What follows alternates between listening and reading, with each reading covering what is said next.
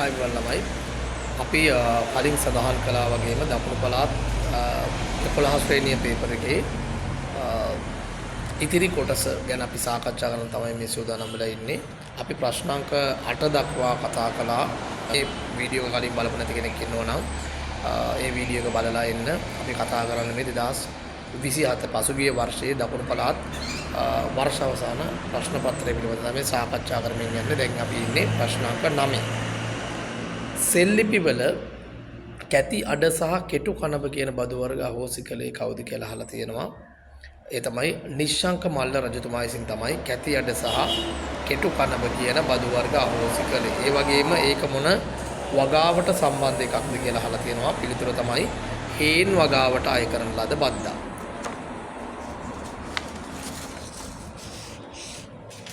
ඊගාවට ප්‍රශ්නාංක 10. තතවය යන වචනය සඳහන් සෙල්ලිපිය කුමක්ද? තතවය කියන වචනේ තේරුම තමයි තන්තු වායහෙවත් නූල් කටින්නා කියන අර්ථය. දන්නවා අතීතයේදී පටපණුවන්ගෙන් නේද? නූල් අරගෙන තමයි රිදිපිලි නිෂ්පාදනය කරේ. ඉතින් මේ ගැන සඳහන්ලා තියෙන්නේ හම්බන්තොට වේරකෙම සෙල්ලිපියේ තමයි සඳහන්ලා තියෙන්නේ තතවය කියන වචනය. ඒ වගේම 11 වෙනි ප්‍රශ්නේ නායක ස්වාමීන් වහන්සේ යටතේ වැඩ වාසය කරන භික්ෂුන් වහන්සේලා හඳුන්වා ඇත්තේ කෙසේද කියලා අහලා තියෙනවා.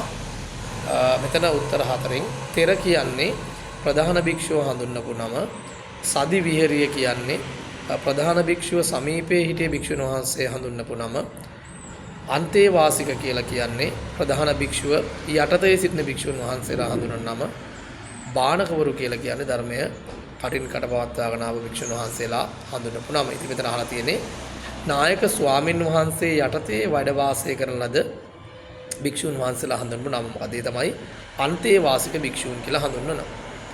ප්‍රශ්නාංක 12.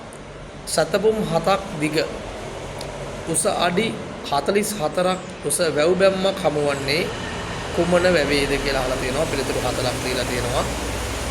තිසා වැව, යෝධ වැව, හුරුළු වැව සහ කලා වැව වශයෙන්. ඉතින් මේකට නිවැරදි පිළිතුර වෙන්නේ යෝධ වැවේ වැව් බැම්ම තමයි මේ තරම් විශාලයට නිර්මාණය කරලා තියෙන්නේ. ඒ වගේම වජ්‍ර චුම්බට කියන්නේ මොකක්ද? අපි දන්නවා ප්‍රශ්නාංක 13 අතර වජ්‍ර චුම්බට මොකටද භාවිතා කරලා තියෙන්නේ කියලා. ඉතින් වජ්‍ර චුම්බට භාවිතා කළේ පුතේ අකුණුසර ආරක්ෂා කරගන්න තමයි රුවන්වැලිසෑය මුදුනේ මේ වජ්‍ර චුම්බට හේවත් අකුණු සන්නායකය නිර්මාණය කරන්නට යෙදුණා. ඉතින් අපි ඊගා කොටසදී නැවත හමු මේ 3 වෙනි කොටසෙන් අපිට නැවත හමු. ආයිබෝවන්.